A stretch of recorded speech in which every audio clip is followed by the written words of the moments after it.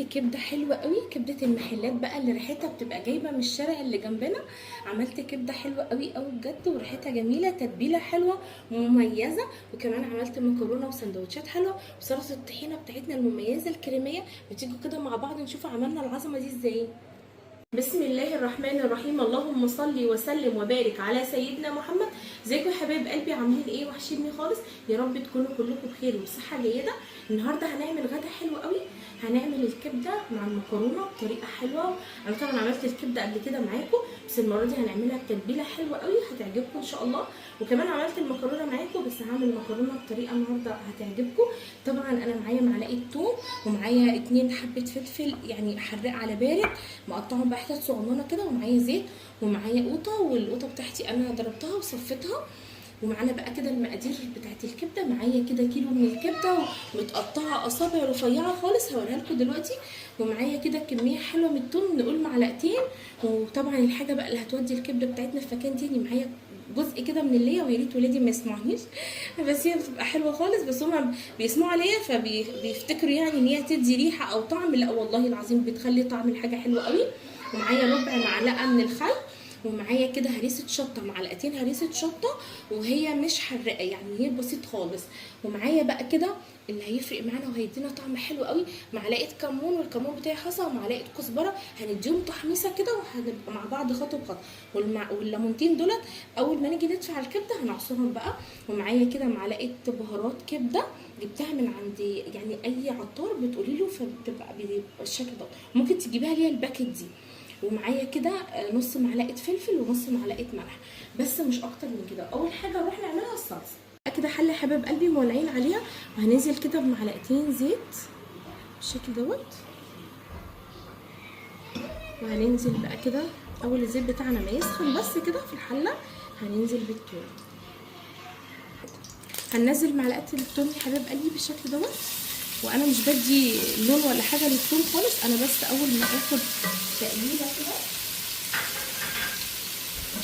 تقليبه بس كده، ريحته بس تطلع كده وتبقى شمينها بقى كده والريحه الحلوه دي. انا ما اديتش لون بقى ولا اي حاجه خالص زي ما انتم شايفين كده. هنزل بقى بالفلفل الاخضر كده بس تقليبه بالحلوه قلبي. وهنزل بقى كده القوطه بتاعتي انا بقى مصفيه. شوف كده بسم الله. عشان الحموضه بقى ما ننساش ننزل بنص معلقه سكر يا حبايب قلبي، نص معلقه صغيره مش كبيره. وهنزل بقى كده بربع معلقه كمون، والكمون بتاعي محوج يعني فيه كزبره وفيه شطه، وربع معلقه فلفل برده بالشكل دوت، بس مش اكتر من كده.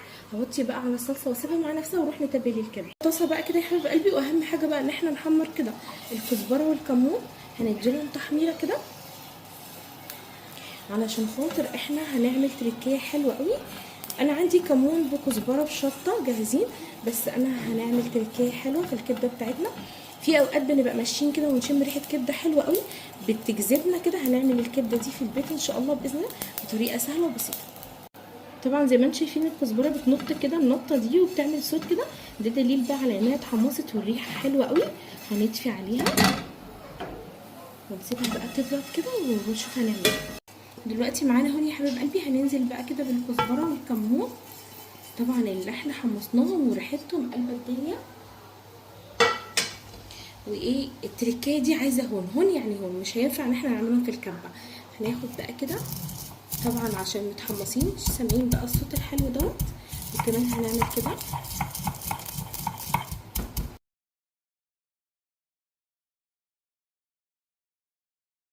دلوقتي حبايب قلبي زي ما انتم شايفين بقى. شفتوا كده الكمون والكزبره حلوين ازاي، طبعا محمصين بقى وريحتهم حلوه قوي. اول حاجه هنزل بيها انا حطيته بقى على جنب. اول حاجه هنزل بيها هو الثوم.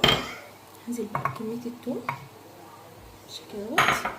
وهنزل بقى بالبهارات بتاعتنا، ودي حاجه اختياري انا ما قلتهاش اللي لسه بشرها دلوقتي.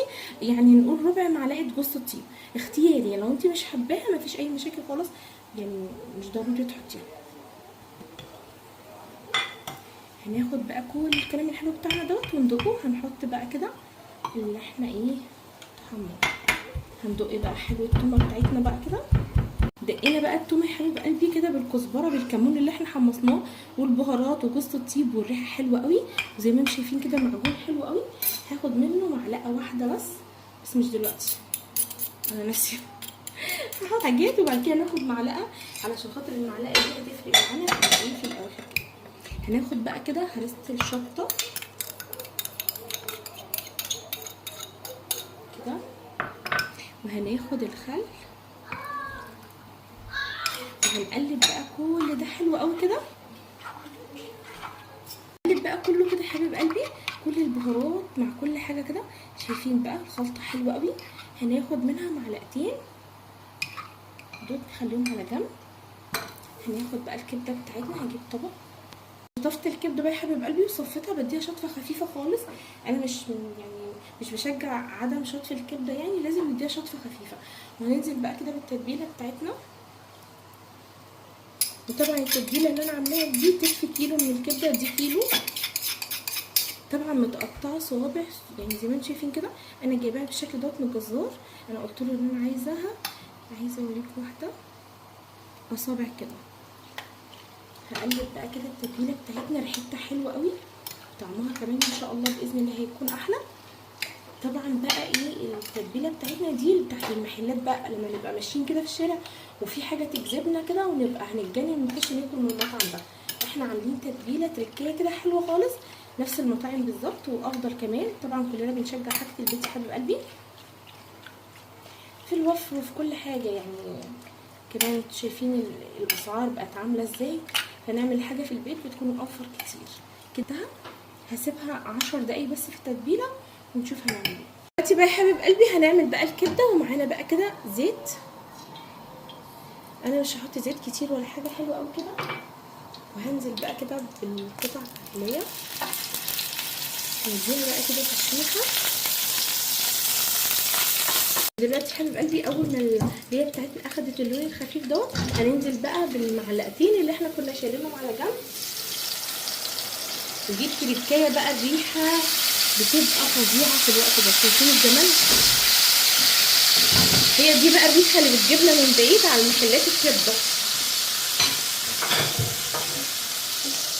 اول بس ما يعني تاخد دقيقه كده، هننزل بقى بالكبده بتاعتنا الجميله اللي احنا متبلينها. وطبعا النار بتاعتنا عاليه خالص، مش هنهدي النار عشان خاطر ما تنزلش سوائل ولا حاجه الكبده، تخرج الميه وتفضل طريه كده وحلوه. ننزل بقى كده الكبده كلها. ودلوقتي حبيب قلبي نزلنا بقى الكبده بتاعتنا كده على الليه وعلى الزيت. طبعا احنا مش هنقلبها خالص دلوقتي. واهم حاجه بقى هو الفلفل الاخضر، لازم بقى كميه فلفل كده كتير. الفلفل الاخضر بقى بيبقى حلو قوي لو انت عايزه تزودي اللي هي القرون الشطه، بس انا هستكفى بقى بالهريسه عشان خاطر معايا اطفال وكده. فانا عامله زي 6 حبات فلفل مقطعاها بقى كده ترنشات زي ما انت شايفه كده، بس مش اكتر من كده. ومعانا بقى كده المكرونه بتاعتنا. انا طبعا بسلق المكرونه الصغنونه، بسلقها بميه وملح بس، مش بحط زيت عشان تمسك في الكفر الصلصه. وده الصلصه بتاعتنا خلصت برضو. غدا سهل وخفيف يا حبيب قلبي وما خدش وقت خالص، وعملنا ألذ كبده ريحتها جايبه الشارع اللي ورانا. دلوقتي حبيب قلبي زي ما انتم شايفين كده الكبده بتاعتي بقى يعني يعتبر استوت خلاص، مفيش يعني هنطفي عليها بعد دقيقتين كده. وانا بحب احتفظ بشكل كده، هنحط بقى في النهايه مقطعينه بقى فرنشات كده. هنديله بقى تقليبه وريحتها حلوه قوي، قلب البيت تتبيله حلوه قوي. اتمنى ان شاء الله باذن الله تجربوها بنفس الطريقه. وكمان المكرونه بتاعتنا هتتسبك، اكله خفيفه وسريعه وسهله يا حبايب قلبي زي ما انتم شايفين كده. ودلوقتي حبايب قلبي زي ما انتم شايفين كده انا دبلت الفلفل بس طبعا نحتفظ بشكله. وبجد التتبيله روعه والكبده حلوه قوي. اتمنى ان شاء الله باذن الله تجربوا الطريقه، ويا رب اكون عند حسن ظنكم.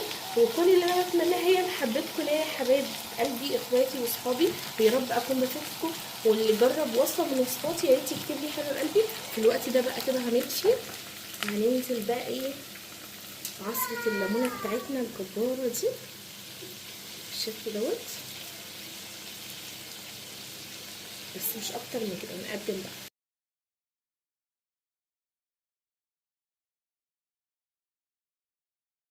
حبيب قلبي بقى معايا فينو كمان، يعني مش مكرونه بس، علشان خاطر ولادي بيحبوا الكبده كده في الفينو.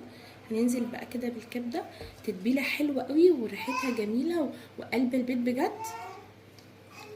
جربوها ان شاء الله باذن الله هتعجبكم نفس اللي احنا عملناه بالظبط.